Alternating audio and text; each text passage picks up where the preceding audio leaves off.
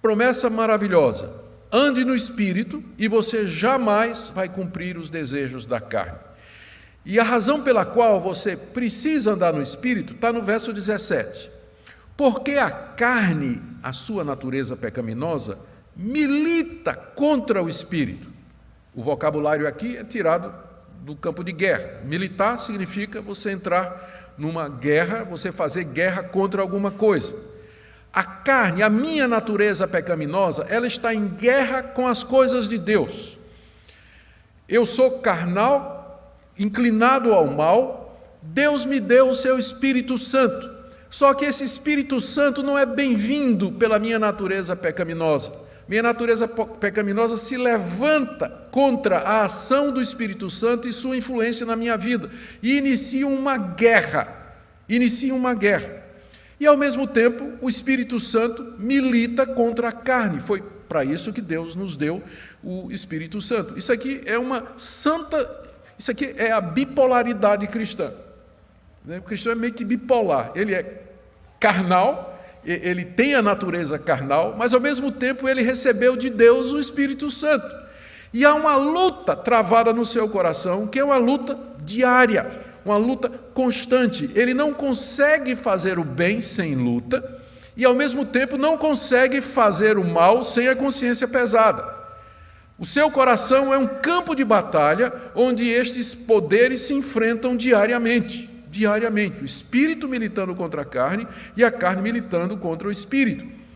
Para que não façais o que porventura seja do vosso querer. Tchau, livre-arbítrio. Verso 17. Para que não façais o que porventura seja do vosso querer. Ou seja, meu arbítrio não é livre. Ou eu estou guiado pelo Espírito Santo, influenciado pelo Espírito Santo, ou de alguma forma pela minha natureza carnal. Você não é neutro. Você não pode decidir assim simplesmente isento desse combate que está havendo no seu coração. É por isso que você precisa andar no Espírito Santo, porque por você mesmo você não vai vencer essa batalha. Então, o verso 17 é a explicação do verso 16. No verso 16 ele diz: você ande no Espírito para poder vencer a concupiscência da carne. Por que eu preciso do Espírito Santo para isso? Porque tem uma guerra e você não faz o que você quer. A sua vontade é fraca, o seu arbítrio é contaminado, a sua decisão é passageira, seu conhecimento é provisório. Se o Espírito de Deus não lhe socorrer, você vai perder essa luta. Então, o nosso arbítrio, fazer o que nós queremos, ele está contaminado, ele está enfraquecido pela carne. E se nós formos depender, então, da nossa decisão, da nossa vontade, do nosso esforço, nós vamos perder toda a escaramuça que nós tivermos com as paixões e os desejos carnais. Por isso, nós precisamos do poder do Espírito Santo, que é exatamente o que Paulo volta a dizer no verso 18. Você não pode fazer o que você quer, né, no final do verso 17, para que não façais o que porventura seja do vosso querer, mas se sois guiados pelo Espírito, que é a mesma coisa de andar no Espírito, se vocês são guiados pelo Espírito Santo, vocês não estão sob a lei. Aí você me pergunta, o que é que tem lei a ver com isso? Lembra o que eu disse no início? Faz parte do vocabulário. Andar na carne ou estar debaixo da lei é a mesma coisa. Estão ligados. A lei e a carne estão ligados. Então, andar na carne e viver debaixo da lei, no vocabulário de Paulo, define a mesma experiência. Se você é guiado pelo Espírito, você não está debaixo da lei, ou seja, você não está debaixo da escravidão dos desejos carnais que são condenados pela lei. Você vai experimentar a verdadeira liberdade quando você anda no Espírito Santo, quando você é guiado pelo Espírito Santo. A essa altura é bom a gente perguntar de que maneira o Espírito Santo nos guia. Eu ia deixar isso para a parte final, mas a gente pode já adiantar aqui. O Espírito Santo nos guia diariamente através daquilo que em teologia nós chamamos os meios de graça.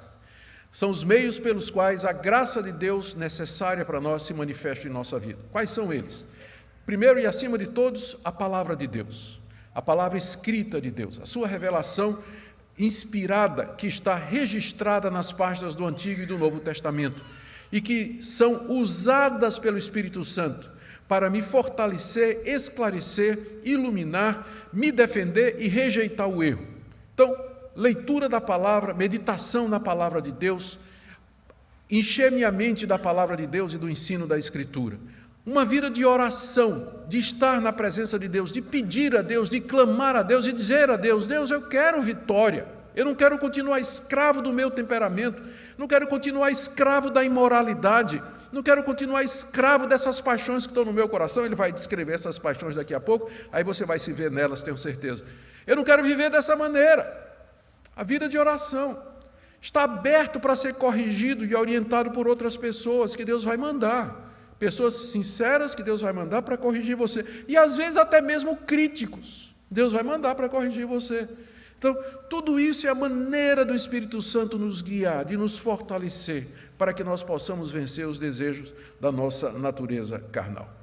Então, está aqui o primeiro ponto do apóstolo Paulo. Existe uma vida de vitória em que você não cumpre o desejo da carne, mas essa vida é vivida no poder do Espírito Santo. Você precisa dele, porque há uma guerra travada no seu coração.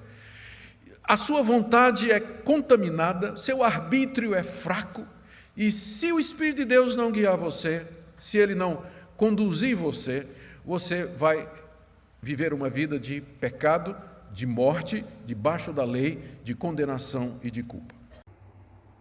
Então, amados, nós temos que compreender essa luta entre a carne e o Espírito, para que a gente possa dar mais oportunidade ou buscar mais a direção do Espírito Santo, para que a gente consiga fazer a vontade de Deus.